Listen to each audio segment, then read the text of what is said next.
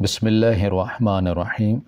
السلام علیکم۔ نگینہ بیٹی دودھ پی کر سو جاؤ۔ میں جو ابھی کالج کا کام کر رہی تھی اماں کی آواز پر چونکی وہ کمرے کے دروازے میں میرے لیے دودھ کا گلاس لیے کھڑی تھی۔ اس وقت میرا ذرا دل نہیں کر رہا تھا دودھ پینے کا، ویسے بھی مجھے بہت سارے کام نپٹانے تھے، مگر رات کو روز دودھ پینا میری عادت تھی اور دودھ پیتے ہی مجھے نیند بھی آ جاتی تھی۔ نہیں اماں، آج بالکل بھی نہیں، میں سو جاؤں گی۔ تو یہ کام کون کرے گا؟ ابھی نہیں پلیز۔ لیکن بیٹی اتنا کیوں تھک رہی ہو؟ کل چھٹی کر لینا۔ اماں نے بڑے آرام سے مشورہ دیا۔ نہیں کر سکتی نا، کل بہت اہم ٹیسٹ ہے اور آپ کو پتہ ہے کہ مجھے ایک لفظ بھی نہیں یاد۔ میں نے پورا ہفتہ ایسے ہی اڑا دیا، لیکن ٹیسٹ کھول کر نہیں دیکھا۔ اب دیکھا تو پتہ چلا کہ یہاں تو بہت مشکل ہے اور یہ چھوڑ بھی نہیں سکتی۔ میرا ذہن ٹیسٹ کی جانب الجھا ہوا تھا، مگر اماں آ کر بالکل میرے سامنے والی کرسی پر بیٹھ گئی۔ کچھ دیر مجھے آرام سے دیکھتی رہیں، پھر بولیں کہ تو تمہیں یاد ہو رہا ہے کہ نہیں؟ اب ان کی نظر مجھے کھوجتی ہوئی تھی۔ نہیں یاد ہو رہا نا، یہی تو مسئلہ ہے، میں تھک گئی ہوں۔ اگر کل اچھا ٹیسٹ نہیں ہوا تو سر کو موقع مل جائے گا مجھے بے عزت کرنے کا۔ میں روحان سی ہو گئی تھی کیونکہ سچ میں اب مجھے پچھتاوا ہو رہا تھا۔ تو کیا چاہتی ہو تم؟ 1 یا 2 دن آگے ہو جائے پھر کر لو گی تم؟ اماں ابھی تک پرسکون تھی۔ میں نے نظر اٹھا کر اماں کو دیکھا تو ان کا چہرہ گول دوپٹے میں مقید تھا اور اس وقت مجھے ان پر بہت پیار آیا۔ لیکن یہ ممکن نہیں نا، میں نے بن کر بولا، کیونکہ میں جانتی تھی اماں ناممکن کو بھی ممکن کر دیتی تھی۔ بس سو جاؤ دودھ پی کر آرام سے، کل کالج چلی جانا لیکن تمہارا ٹیسٹ نہیں ہوگا۔ اتنا کہہ کر وہ میری پیٹھ کو تھپتھپا کر کمرے سے باہر چلے گئی اور میرے چہرے پر ایک مسکراہٹ نے احاطہ کر لیا تھا۔ مجھے یقین تھا کہ اماں جو کچھ بول کر گئی ہیں وہ سچ ہے اور ایسا ہی ہوگا، کچھ بھی ادھر ادھر نہیں ہوگا۔ یہی سوچ کر میں سونے کے لیے لیٹ گئی اور سوچنے لگی کہ کاش جیسی عبادت اماں کرتی ہیں ویسی عبادت میں بھی کر سکوں۔ کتنا خشوع خضوع ہے ان کی عبادت میں تو ان کے برابر 5% بھی نہیں کرتی۔ میری اماں نہایت عبادت گزار تھی۔ ابا کے جانے کے بعد تو ان کی عبادت اور خالص ہو گئی تھی۔ اکثر جب مجھے کوئی مسئلہ ہوتا تو اماں ایسے دعا کرتی کہ اگلے روز ہی میرا مسئلہ حل ہو جاتا۔ کل ٹیسٹ نہیں ہوگا تو ایمن کو سب سے پہلے بتاؤں گی، وہ بیچاری پوچھ پوچھ کر تھک جائے گی کہ تمہیں کیسے پتہ چلا، لیکن میں اسے بالکل بھی نہیں بتاؤں گی کہ یہ ٹیسٹ اماں کی دعا کی وجہ سے نہیں ہوا، ورنہ وہ تو میرے پیچھے ہی پڑ جائے گی۔ سونے سے پہلے میں اپنے کالج کے دوست ایمن کے متعلق سوچنے لگی تھی اور سوچ کر ہی مجھے مزہ آنے لگا، چونکہ مجھے اماں پر یقین تھا کہ اگر انہوں نے کہہ دیا ہے کہ کل ٹیسٹ نہیں ہوگا تو نہیں ہوگا۔ سو میں آرام سے سو گئی۔ اگلی صبح فجر کے وقت اٹھ کر تھوڑا سا ٹیسٹ کے لیے پڑھ لیا، کیونکہ بعد میں بھی تو دینا تھا۔ سوچا چلو کچھ تیاری ہو جائے آج تو بہتر ہے۔ کالج آ کر میں نے سب سے پہلے ایمن کو بتایا کہ آج ٹیسٹ نہیں ہوگا، جس پر وہ ہنسنے لگی اور بولی کہ تم بڑی کوئی جوتش ہو جو تمہیں الہام ہو گیا ہے آج ٹیسٹ نہیں ہوگا۔ بھائی یہ سب باتیں خیالی پلاؤ ہیں تو انہیں خیال تک ہی رکھو اور اچھی طرح ریوائز کر لو، کیونکہ 1 گھنٹے میں ہی سر نے آ جانا ہے۔ میں پوری یقین تھی اس لیے مسکرا کے رہ گئی، لیکن ایمن سے شرط لگانا نہیں بھولی۔ اچھا تو شرط لگا لو، اگر ٹیسٹ ہوا تو میں تمہیں کچھ کھلا دوں گی اور اگر نہ ہوا تو تم مجھے کھلا دینا۔ میں نے پوری یقین ہو کر کہا، وہ بھی مسکراتے ہوئے بولی کہ ڈن ہے، تو بس تم پیسے تیار رکھو، آج بریک کے وقت چاٹ کھلا رہی ہو تم مجھے۔ ہم اسی طرح باتیں کر رہے تھے جب میری کلاس کی دوسری لڑکی آئی اور بولی کہ آج سر خرم نے چھٹی کی ہے، تم لوگوں کو نہیں پتا کیا؟ یہ سن کر جہاں میرا قہقہ بلند ہوا وہیں پر ایمن کی سیٹی بھی گم ہو گئی تھی اور وہ آنکھیں پھاڑ پھاڑ کے مجھے دیکھنے لگی۔ بالآخر جب اس کی حیرت کچھ کم ہوئی تو وہ بولی کہ تم سر کو پرسنلی جانتی ہو نا؟ یقیناً ان سے تمہاری فیملی ٹرمز ہوں گی، تبھی سر نے تمہیں بتایا ہے کہ وہ نہیں آ رہے۔ مگر میں مسلسل ہنسی جا رہی تھی۔ اب میں اس کی بات کی جتنی بھی مخالفت کرتی اسے میری بات پر یقین نہیں آنا تھا۔ سو میں چپ رہی اور بولی کہ چلو اب ایسا کرو، جو چاٹ میں نے تمہیں کھلانی تھی وہ تم مجھے کھلا دو۔ ہم جیسے ہی کینٹین میں آئے تو وہاں پر میری کلاس کی دوسری لڑکیاں بھی تھیں جو کسی بات پر افسوس کر رہی تھی۔ ہم دونوں بھی ان کے قریب چلے گئے اور جا کر پوچھا کہ کیا ہوا، خیریت تو ہے؟ جس پر ایک بولی کہ تمہیں نہیں علم کیا؟ میں نے استفسار کیا اور پوچھا تو وہی لڑکی پھر سے بولی کہ سر خرم آج کالج آ رہے تھے لیکن راستے میں ہی انہیں ڈاکہ پڑ گیا۔ اس بات پر میں نے کنکھیوں سے ایمن کی جانب دیکھا تو وہ مجھے ہی دیکھ رہی تھی۔ ایک دم سے مجھے جھپڑ کر سائڈ پر لے گئی اور بولی کہ تمہیں کیسے پتا تھا کہ یہ سب؟ تو مجھے سچ سچ بتاؤ یار، پہلے چاٹ تو کھلا دو، پھر فرصت میں بتاؤں گی نا۔ مجھے گھرتی ہوئی وہ وہیں پر چاٹ لے آئی اور زبردستی مجھے جلدی جلدی کھانے کا بولا، جسے میں ہنستے ہوئے کھا رہی تھی اور ایمن کو چڑھا بھی رہی تھی۔ بتا دو یار، دیکھو میں اکلوتی ہی سہیلی ہوں تمہاری، مجھے تو سچ بتاؤ۔ جس پر میں نے اسے سب کچھ بتا دیا، جسے سن کر ایمن کے چہرے کی حالت عجیب و غریب ہو گئی تھی۔ آخر میں وہ پرجوش ہو کر جلدی سے بولی، لو اب تو کوئی مسئلہ ہی نہیں، تمہاری امی ایسے کاموں میں ہماری مدد کر دیا کریں گے۔ مگر میں نے اکڑتے ہوئے کہا کہ اماں ایسے معاملات میں بڑی سخت ہیں، بس یہ سب تبھی ہوتا ہے جب ان کا خود دل کرے، ورنہ جب میں ان سے کچھ کرنے کا بولوں تو وہ بالکل بھی نہیں کرتی۔ یہ سن کر وہ تھوڑی مایوس ہو گئی، لیکن پھر بولی کہ چلو میں آنٹی کو خود منا لیا کروں گی، مجھے تو یہ سن کر ہی بڑی خوشی ہے کہ بونس میں مجھے تمہاری امی جیسی عورت مل گئی ہے، اب دیکھا میں اپنے سارے اٹکے ہوئے کام کروا لوں گی۔ کچھ دیر بعد بریک ختم ہوئی تو ہم اپنی کلاس میں آ گئے، مگر پھر بھی پورا وقت وہ امی کے متعلق ہی باتیں پوچھتی رہی، جس کا میں مسکرا کر جواب دیتی رہی۔ ساتھ ہی اسے منع کر دیا کہ یہ بات کسی کو مت بتانا۔ گھر واپس آئی تو اماں میرا ہی انتظار کر رہی تھی، مجھے دیکھ کر مسکراتے ہوئے پوچھنے لگی، ہاں تو پھر کیا بنا، ٹیسٹ ہوا؟ یہ سنتے ہی میں بھی مسکرا پڑی اور بھاگ کر اماں کے گلے لگتے ہوئے بولی کہ جب میری ماں دعا کرے تو کون سا ٹیسٹ، کہاں کا ٹیسٹ؟ لیکن ایک بات بری ہوئی۔ وہ کیا؟ اماں نے تجسس سے پوچھا۔ وہ یہ کہ سر خرم کو ڈاکو پڑ گئے۔ میری بات پر وہ نارمل انداز میں بولی، یہ تو ان کی قسمت تھی، اب ہم کیا کریں، بہرحال میں نے تو دعا ہی کرنی تھی اور وہی کی، باقی جو رب کو بہتر لگا۔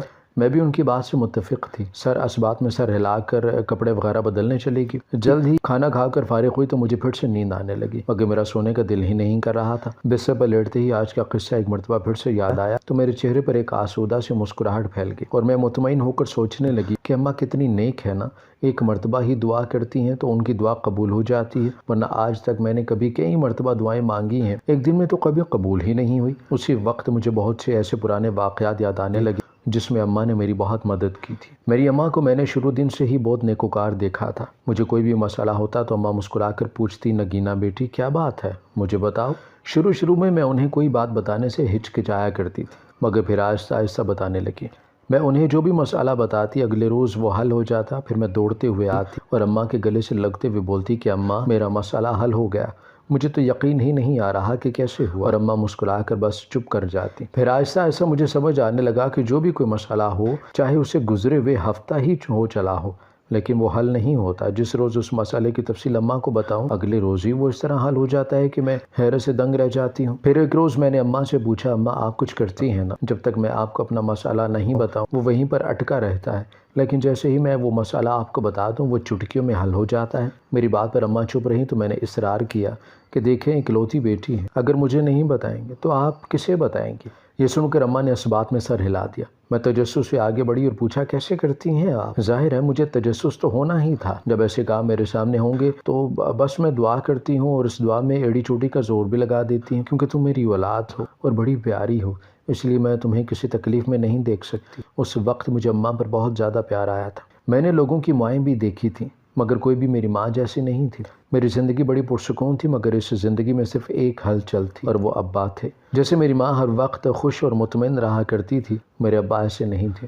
شروع میں وہ بھی ٹھیک تھے، لیکن ان کی وفات سے ایک سال پہلے وہ عجیب ہو گئے تھے، ہر وقت بے چین رہتے۔ اس وقت مجھے ان پر غصہ آتا، لیکن اب لگتا تھا شاید انہیں علم ہو گیا تھا کہ وہ مرنے والے ہیں، تبھی ایسے ہو گئے تھے۔ لیکن آخری سال ابا کا بے حد مشکل سال تھا۔ وہ ہر وقت مجھے کہتے کہ تمہارا کیا بنے گا، میں تو تم پر بہت ظلم کر دیا، لیکن میں بھی تو انجان تھا۔ میں پوچھتی، ابا کیسا ظلم؟ آپ نے تو کبھی مجھے پھولوں کی چھڑی بھی نہیں لگائی، کبھی ڈانٹا تک نہیں، تو پھر آپ کو کس بات کا پچھتاوا ہے؟ ابا نفی میں سر ہلا دیتے اور کہتے کہ تم نہیں سمجھو گی، جب تمہیں پتہ چلے گا بہت دیر ہو جائے گی، لیکن تم مجھے معاف کر دینا، یہ سب تمہاری ماں کا کیا دھرا ہے، وہ عورت کسی کو نہیں بسنے دے سکتی، اس کے شوق اسے ہی لے ڈوبیں گے۔ میں مسکرا دیتی اور کہتی کہ ابا آپ بھی عجیب باتیں کرتے ہیں، اماں کسی کو کیوں تنگ کریں گی، اور اس بیچاری کے شوق ہیں ہی کیا، ہر وقت وہ گھر میں رہتی ہیں، اگر دو چار ملنے ملانے والی آ بھی جاتی ہیں تو کیا قباحت ہے۔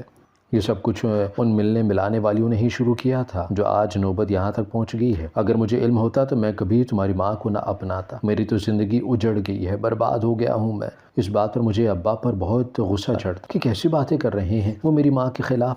آج تک میں نے ان کی ایک بھی چپقلش نہیں دیکھی تھی، لیکن ان کے مرنے کے آخری سال بہت مرتبہ ان کے درمیان لڑائی ہوئی تھی، اور قصور صرف اور صرف ابا کا تھا۔ ایک مرتبہ تو انہوں نے اماں پر ہاتھ بھی اٹھا لیا تھا، مگر اماں کوئی جواب نہیں دیا کرتی تھی، بس چپ کر کے سب کچھ برداشت کرتی رہتی۔ جب ابا ایسی زہریلی باتیں کیا کرتے تھے تو میں ان کے پاس سے اٹھ جایا کرتی تھی، اندر چلی جاتی۔ کبھی کبھار تو میرا دل کرتا کہ میں چیخ چیخ کر کہوں کہ ابا پہلے تو سب کچھ ٹھیک تھا، لیکن اب آپ نے سب کچھ خراب کرنے کی قسم کھا رکھی ہے، کیوں آپ میری ماں پر شک کرتے رہتے ہیں؟ مگر ہمت نہیں تھی مجھ میں۔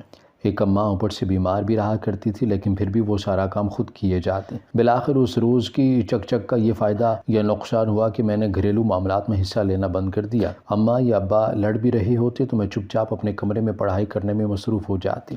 مجھے اب دونوں سے کوئی بھی دلچسپی نہیں رہی تھی، میں تنگ آ چکی تھی ابا کے بولنے سے اور اماں کی خاموشی سے۔ اماں ابا سے چپ چاپ کھڑی سارا کچھ برداشت کیے جاتی اور ابا بولتے بولتے ہانپنے لگتے۔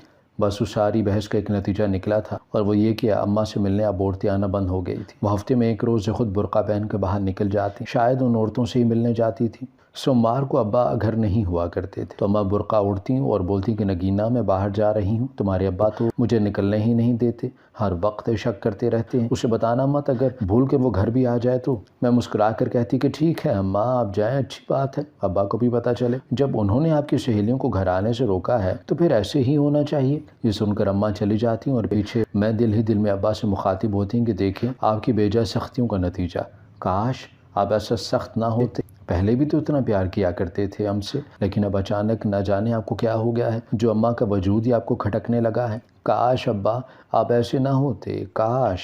میں صرف سوچ کر رہ جاتی، کاش میں یہ باتیں سوچنے کے بجائے انہیں ڈائریکٹ کہہ سکتی، مگر خیر جیسے جیسے ابا کے مرنے کا وقت نزدیک آتا جا رہا تھا وہ چڑچڑے ہو گئے تھے، یہاں تک کہ مجھے تو انہیں دیکھ کر ہی غصہ چڑھنے لگا۔ سو میں کوشش کرتی کہ ان کے سامنے کم سے کم جاؤں، مگر یہ اماں کی ہمت تھی جو سارا دن ان کا خیال بھی رکھتی اور انہیں سنبھالتی بھی تھی۔ کاش مجھے اس وقت پتہ چل جاتا کہ میرا باپ مجھے چھوڑ کر جانے والا ہے تو میں ان سے اس قدر بے رخی نہ برتتی، شاید ان سے اپنے دل کی بات کر دیتی، مگر مجھے کیا علم تھا کہ اپنے اسی باپ کے جانے کے بعد میں سب سے زیادہ ان کو یاد کروں گی۔ کاش میں نے اپنے باپ کے ساتھ ایسا رویہ روا نہ رکھا ہوتا تو آج میں ایسے پچھتاووں میں نہ گھری ہوتی۔ پھر ایک روز میں اسکول سے گھر واپس آئی تو ابا جا چکے تھے۔ اس وقت مجھے یقین ہی نہیں آیا کہ میرا باپ بھی مر سکتا ہے یا مجھے چھوڑ کر جا سکتا ہے۔ مجھے تو یہی لگا تھا کہ ابھی کمرے سے اماں اور ابا کے بولنے کی آوازیں آئیں گی، مگر ہر بات ہمیشہ سچ تھوڑی ہوتی ہے۔ میرا کوئی بھائی نہیں تھا تو محلے والوں نے خود ہی ابا کے کفن دفن کا انتظام کیا۔ اماں کو تو بار بار سکتہ ہو گیا تھا، وہ بس یہی کہہ رہی تھیں کہ تمہارے ابا مجھ سے خوش نہیں گئے، مجھ سے دکھ ہی گئے ہیں، آخرت میں میری بخشش ہو یا نہ ہو میں اسے نظریں کیسے ملاؤں گی۔ میں بس گم سم سی اماں کو دیکھی جا رہی تھی، وہ بیچاری سچ مجھ بوکھلا گئی تھی، ویسے بھی اس کی طبیعت کافی خراب رہنے لگی تھی۔ میں اپنی جانب دیکھتی تو ایسا محسوس ہوتا گیا گویا تپتے صحرا پر اکیلی کب سے چل رہی ہوں۔ میرا باپ ہمیشہ سے ہی میرا آئیڈیل رہا تھا، وہ تو بس مرنے سے ایک سال پہلے انہیں نہ جانے کیا ہو گیا تھا جس کی وجہ سے میں ابا سے بدظن ہو گئی تھی، مگر اب احساس ہوتا جا رہا تھا کہ مجھے ابا کو وقت دینا چاہیے تھا۔ ہمیشہ انہوں نے مجھے سنبھالا تھا، ہر کام میں سہارا دیا تھا، اور میں ان کے آخری سال میں بھی ان کا سہارا نہیں بن سکی۔ وہ کہتے ہیں نا کہ جانے والے تو چلے جاتے ہیں مگر اپنے پیچھے اندھے پچھتاوے ضرور چھوڑ جاتے ہیں جو جینے والوں کا ایک حصہ ہمیشہ کے لیے مار دیا کرتے ہیں۔ میرے ساتھ بھی یہی کچھ ہوا تھا، اماں تو تھی لیکن ابا کے حصے کی تشنگی کون پوری کرتا۔ پھر کچھ وقت گزرا تو یہ زخم ختم نہیں ہوا لیکن مندمل ہونا شروع ہو گیا تھا۔ ابا کو گئے ایک سال بھی مشکل نہیں ہوا تھا لیکن اب واپس روٹین پر آ گئے تھے۔ اب میں اسکول جاتی اور اماں سارا وقت گھر میں اکیلی ہوتی، اکثر ان سے عورتیں بھی ملنے آ جاتی جن پر ابا نے پابندی لگا رکھی تھی۔ اب نہ ابا رہے تھے اور نہ ہی ان کی لگائی ہوئی پابندیاں، مجھے بھی کوئی مسئلہ نہیں تھا، آخر کب تک اماں اپنی خواہشات دوسروں کے لیے قربان کرتی۔ اچھا تھا گھر میں ان کا دل بھی لگا رہتا، ورنہ وہ بیچاری تو اپنی تنہائی میں ہی ماری جاتی۔ پھر ایک اور کام ہوا، مجھے گھر میں ڈر لگنے لگ گیا، گویا کوئی اور مخلوق بھی ہمارے گھر میں موجود ہے۔ میں نے یہ بات اماں کو بتائی تو وہ پریشان ہو گئی اور بولی کہ نگینہ بیٹی میں کیا کروں، کیسے تمہارے ڈر ختم کروں؟ پھر اس کا حل بھی انہوں نے نکال لیا، آخر کو ماں تھی نا تو اولاد کے لیے کچھ بھی کر سکتی تھی۔ ہمارے محلے میں ہی ایک عورت اکیلی رہا کرتی تھی، اماں نے اس سے بات کر لی اور وہ ہمارے گھر آ کر رہنے لگی۔ اسے تنخواہ نہیں چاہیے تھی، بس 2 وقت کی روٹی ہی کافی تھی، اوپر سے وہ اماں کا بے حد احترام کیا کرتی تھی۔ بیچاری کا اس دنیا میں کوئی بھی نہیں تھا، اسے بھی سہارا ہو گیا اور ہمیں بھی۔ ابا کی پینشن سے گھر کے تمام اخراجات پورے ہو جاتے تھے، ویسے بھی 3 لوگوں کا خرچ ہوتا ہی کتنا ہے، صرف کھانے پینے کا، یہ میری کالج کی تھوڑی بہت فیس جو کہ معاف تھی کیونکہ میں ٹاپر تھی اور ٹاپر کو فیس معاف ہوتی تھی، سو گزارا اچھا ہو جایا کرتا تھا۔ پھر ایک عجیب بات اور ہونے لگی، اماں پوری رات جاگا کرتی، ساری رات اس کے کمرے کی لائٹ جلتی رہتی اور محلے کی عورت جس کا نام شیما تھا وہ اماں کے کمرے کے باہر بیٹھی رہتی۔ میری جب رات کو آنکھ کھلتی اماں کے کمرے کی بتی اور شیما دونوں ہی جاگ رہی ہوتی۔ ایک روز میں نے پوچھ لیا، شیما تم رات بھر سوتی نہیں ہو کیا؟ اماں کے کمرے سے باہر پہرے دار بن کے بیٹھی رہتی ہو؟ جس پر وہ مجھے خشک ہونٹوں پر زبان پھرتے ہوئے بولی، نہیں وہ تو میں ان کی محبت میں جاگتی ہوں کہ باجی کو کچھ چاہیے نہ ہو، ویسے بھی وہ بیچاری بیمار رہا کرتی ہیں ہر وقت، تو اس لیے جب انہوں نے اعتبار کر کے مجھے یہاں رہنے کو جگہ دی ہے پھر مجھے بھی تو خیال رکھنا چاہیے۔ میں اس ان پڑھ کی باتوں سے بہت متاثر ہوں۔ وفادار آج کے دور میں بڑی مشکل سے دیکھنے کو ملتے ہیں، لیکن اتنی بڑی مثال بغیر کسی معاوضے کے اپنے گھر میں دیکھنا میرے لیے خوشگوار حیرت کا باعث تھا۔ میں چپ کر کے واپس آ گئی، سوچا اس عورت نے تو اپنی وفاداری میں کچھ بھی نہیں بولنا، تو اماں سے براہ راست ہی پوچھ لوں گی۔ سو یہ موقع بھی مجھے جلد ہی درکار ہو گیا۔ شیما کسی کام کے لیے گھر سے باہر گئی ہوئی تھی، میں اور اماں گھر میں اکیلے تھے۔ میں نے اماں سے پوچھا کہ ساری رات آپ کے کمرے کی بتی جلی رہتی ہے تو آپ سوتی نہیں ہیں کیا؟ اس بات پر اماں کے چہرے پر ایک دم سے سایہ گزرا، لیکن جب وہ بولی تو ان کا لہجہ سنبھلا ہوا تھا۔ ہاں، وہ عبادت کرتی ہوں نا ساری رات، اب پتہ نہیں کب زندگی ختم ہو جائے تو اچھا نہیں کہ بندہ اپنے گناہوں کی معافی ہی مانگ لے، بس اسی لیے عبادت میں گزار دیتی ہوں پوری رات۔ میں مطمئن ہو گئی کیونکہ اماں کی بات درست تھی۔ میں بھی اپنے کاموں میں مشغول ہو گئی، لیکن رات کو میں نے دیکھا کہ اماں کے کمرے کے باہر شیما نہیں بیٹھی اور ان کے کمرے کا دروازہ بھی کھلا ہے۔ رات کو واش روم جاتے وقت جب میں ان کے کمرے کے سامنے سے گزری تو وہ مصلے پر بیٹھی رو رہی تھی، ساتھ یہ دعا بھی کر رہی تھی کہ میرا راز میری بیٹی کو نہ پتہ چلے۔ میں بڑی حیران ہوئی کہ ایسا کون سا راز ہے اماں کا جو وہ یہ دعا کر رہی ہیں، اور صرف اتنا ہی نہیں، اس قدر رو بھی رہی ہیں۔ پہلے میں نے سوچا کہ اماں سے پوچھوں گی کہ کیا بات ہے، لیکن پھر ذہن میں خیال آیا کہ وہ تو یہی دعا کر رہی تھی کہ میری بیٹی کو علم ہی نہ ہو، پھر ایسے میں ان سے یہ سوال کرنا کیا راز چھپا رہی ہیں؟ آپ نہایت ہی احمقانہ فیصلہ ہوگا میرا۔ میں نے اس بات کو فراموش کر دیا۔ اگلے روز شیما پھر سے اماں کے بند کمرے کے باہر بیٹھنے لگی۔ مجھے عجیب لگنے لگا کہ کل یہ کہاں تھی؟ کہیں جان بوجھ کر تو اماں نے کمرے کا دروازہ نہیں کھولا تاکہ میں دیکھ لوں وہ رات کو کیا کرتی ہیں؟ یہ بات دماغ میں آتے ہی میں چونک سے گئی، لیکن اگلے لمحے ہی خود کو جھٹلا دیا کہ وہ ماں ہیں، ایسا کیوں کریں گی بھلا جس میں مجھے کوئی صفائی دینی پڑے انہیں؟ لیکن میرا ذہن اسی بات پر اٹک چکا تھا کہ کل رات جو اماں کر رہی تھی وہ حقیقت نہیں تھا، وہ صرف مجھے دکھانے کی خاطر ہی تھا، جسے میرا دل بار بار جھٹلا دیا کرتا کہ نہیں، ایسا نہیں ہو سکتا۔ پھر جب بالآخر مجھ سے رہا نہ گیا تو میں نے اماں سے پوچھنے کا فیصلہ کر لیا تاکہ پوچھ کر اپنا ہر طرح کا ابہام دور کر لوں، کیونکہ اب اماں کی سرگرمیاں مجھے کچھ مشکوک لگنے لگ گئی تھی۔ وہ اور شیما ہر وقت سر جوڑ کر بیٹھی رہتی۔ اکثر اوقات اماں شیما سے کچھ منگوایا بھی کرتی تھی جو وہ خاکی لفافے میں چھپا کر لاتی، مگر میں اپنی پڑھائی میں اس قدر گم تھی کہ ان باتوں کو دیکھ کر بھی نظر انداز کر رہی ہوتی، کیونکہ مجھے اماں پر برا یقین تھا۔ اس کے علاوہ پوری رات جاگنا اور پھر اگلے دن فریش ہونا، یہ بھی کوئی انسانوں کی خاصیت نہیں تھی۔ پہلے جو میں گھر میں ڈرتی تھی، اچانک سے وہ ڈرنا بھی بند ہو گیا تھا۔ مجھے یوں لگا کہ گویا جان بوجھ کر مجھے ڈرانا چاہتا ہو کوئی۔ ان سب کے علاوہ اہم بات یہ کہ ابا کی پینشن اتنی زیادہ نہیں تھی لیکن بہت کم بھی نہیں تھی، پھر بھی ہمارے گھر کا نظام بہت اچھے سے چل رہا تھا۔ کبھی بھی اماں نے پیسے کی تنگی کا رونا نہیں رویا تھا۔ کبھی کبھار تو میں حیران ہو جاتی کہ اماں نے کہیں پینشن کے پیسے ڈبل کرنے کا ہنر تو نہیں سیکھ لیا جو سب کچھ اتنے اچھے سے مینیج کر رہی ہیں، مگر میرے پاس ایک بھی سوال کا جواب نہیں تھا۔ البتہ اماں ہی تو تھیں جس سے میں یہ سب سوالات پوچھ سکتی تھی۔ میں نے اماں سے پوچھ لیا کہ کل رات آہوزار کس بات پر کر رہی تھیں آپ، جو مجھے پتہ نہ چلے؟ یہ سن کر ان کے چہرے پر کوئی تبدیلی نہیں آیا، گویا وہ واقف تھیں کہ میں ان سے یہ سب کچھ پوچھوں گی، ہر حال میں پوچھوں گی، لیکن ان کا لہجہ ملتجی تھا۔ وہ بولیں کہ نگینا مجھ سے کچھ نہ پوچھو، میں اپنا وہ راز تمہیں نہیں بتا سکتی۔ میں نے اس بات کو بہت غور سے محسوس کیا کہ میرا راز جان لینے یا نہ جان لینے سے اماں کو کوئی فرق نہیں پڑنے والا۔ پتہ نہیں پھر بھی وہ کس مصلحت کے تحت ایسا کر رہی تھیں کہ مت پوچھو، مگر اب میرے تجسس کو مزید ہوا لگ چکی تھی جسے میں بجھانے سے قاصر تھی۔ لیکن اتنا بول کر سما کمرے میں بند ہو گئی۔ میں نے بھی یہی سوچا کہ باہر نکلیں گی تو میں پوچھ لوں گی، مگر وہ دوبارہ کبھی باہر نہیں نکلی، پورا دن کمرے میں بند رہیں، یہاں تک کہ میں اور شیما بے حد پریشان ہو گئے۔ ہم نے کمرہ کھول کر دیکھا تو اماں چارپائی پر آڑی ترچھی لیٹی ہوئی تھی۔ میں ان کے کمرے میں بہت عرصے بعد گئی تھی اور ایک عجیب سی گھٹی گھٹی بدبو میرے نتنوں میں گھس رہی تھی۔ جلدی سے ڈاکٹر کو بلا کر دیکھا تو معلوم ہوا کہ ماں اس دنیا کو چھوڑ کر جا چکی ہیں۔ مجھے لگا تھا کہ قیامت صرف ابا کے جانے پر ہی بپا ہوئی تھی۔ میں غلط تھی، میری زندگی میں میری دوسری قیامت بھی آ چکی تھی جسے میں بیان کرنے سے قاصر ہوں۔ میں بے جان ہو کر ایک کونے میں بیٹھی تھی جب ساری محلے کی عورتوں نے خود ہی اماں کو غسل وغیرہ دیا اور کفن پہنا کر چارپائی ہمارے گھر کے صحن میں رکھ دی۔ میں بار بار بے ہوش ہو رہی تھی جب کسی عورت کی آواز میرے کانوں میں پڑی کہ اب اس بچی کا کیا ہوگا، بیچاری یتیم ہو گئی۔ اس بات پر میرے 14 طبق روشن ہو گئے اور میں اماں کی جانب لپکی تاکہ انہیں دیکھ سکوں، مگر میرے اماں کے پاس جانے سے مجھے شیما نے روک دیا۔ میں نے بہت ضد کی، مجھے اپنی ماں کا چہرہ دیکھنے دو، مگر وہ بولی کہ اگر تم نے ایسا کیا تو تمہاری ماں کا راز سب کو پتہ چل جائے گا۔ یہ سن کر مجھے ایک لمحے کے لیے سکتہ طاری ہو گیا۔ ہاں، راز بھی تو تھا اماں کو جو میں جان نہیں سکی۔ آخر کیا راز تھا؟ وہ یہ سوچ کے میں نے شیما کو جانب دھکا دیا اور آگے بڑھ کے جیسے ہی اماں کے چہرے سے کفن ہٹایا میری روح فنا ہو گئی۔ میری ماں اچھی خاصی گوری تھی لیکن اس وقت ان کا چہرہ بے حد سیاہ ہو رہا تھا کہ راحت آ رہی تھی۔ یہ دیکھ کر میں نے فوراً سے کپڑا واپس ڈال دیا اور لرزتے قدموں سے کمرے میں بھاگی۔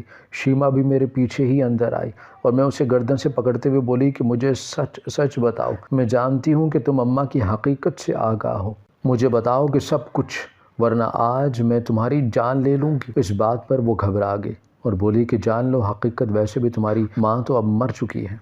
جلدی بتاؤ میری برداشت ختم ہو رہی ہے۔ میں چیخ کر بولی تو وہ بتانے لگی، تمہاری ماں کی رنگت اس لیے سیاہ ہے کہ وہ کالا جادو کرتی تھی، پہلے چھپ چھپ کر کیا کرتی تھی، باہر جا کر اس نے اپنا آستانہ بنا رکھا تھا، تمہارے ابا کو اس بات کا پتہ نہیں تھا، پھر جب پتہ چلا تو وہ تمہاری ماں کو روکا کرتا تھا، لیکن یہ نہیں رکی۔ ویسے بھی تمہاری ماں نے تمہارے باپ پر کالا جادو کر کے ہی اسے اپنی محبت میں گرفتار کیا اور شادی کی تھی، لیکن تم جانتی ہوگی کہ جو لوگ یہ کام کرتے ہیں ان کی اولاد نہیں ہوتی، سو تمہیں بھی باجی نے اسپتال سے اٹھایا تھا۔ تب تمہارا باپ کسی کام کے سلسلے میں 1 سال کے لیے ملک سے باہر گیا ہوا تھا، دفتر والوں نے بھیجا تھا، تو یہ بات اس نے کبھی نہیں بتائی کہ نگینہ اس کی بیٹی نہیں۔ جب انہیں یہ بات پتہ چلی تو وہ بہت روکتے تھے تمہاری ماں کو، لیکن وہ سب میں بہت آگے بڑھ چکی تھی، واپس نہیں مڑ سکتی تھی۔ دوسرا، وہ تمہارے باپ سے بے حد محبت بھی کرتی تھی، لیکن تمہارے ابا نے بہت کوشش کی اسے روکنے کی، مگر وہ نہیں رکی، اور اسی غم میں تمہارا باپ مر گیا۔ اور اب تمہاری ماں تہجد نہیں پڑھا کرتی تھی، رات کو کالا علم کیا کرتی تھی، وہ تو اس روز تمہیں دکھانے کے لیے تہجد پڑھ رہی تھی۔ اور حقیقت بتاؤں کہ تمہاری ماں تم سے بہت محبت کرتی تھی، بھلے تم کسی اور کی اولاد ہو، مگر وہ جان دیتی تھی تم پر۔ جب تمہیں کوئی مسئلہ ہوتا تو کالے علم سے وہ اس مسئلے کو دور کر دیا کرتی۔ اتنا بتا کر شیما جا چکی تھی، اور مجھے کالج اور اسکول کے ایسے تمام واقعات یاد آئے جن میں اماں نے میری مدد کی تھی۔ میں چاہ کر بھی اس عورت سے نفرت نہیں کر سکی جس نے مجھے اتنی محبتوں سے پالا، لیکن ہاں، افسوس تاعمر رہے گا کہ میری پرورش ایسی عورت نے کی تھی۔ ہماری ویڈیو اگر آپ کو پسند آئی ہے تو ضرور لائک کیجیے، اپنی رائے دینا چاہیں تو کمنٹس کیجیے، اچھی لگے تو شیئر کیجیے۔ اس کے ساتھ ساتھ اگر آپ نے ہمارا چینل سبسکرائب نہیں کیا تو ضرور کیجیے، اور بیل آئیکن پر لازمی کلک کیجیے تاکہ ہماری ہر آنے والی ویڈیو آپ تک بر وقت پہنچ سکے۔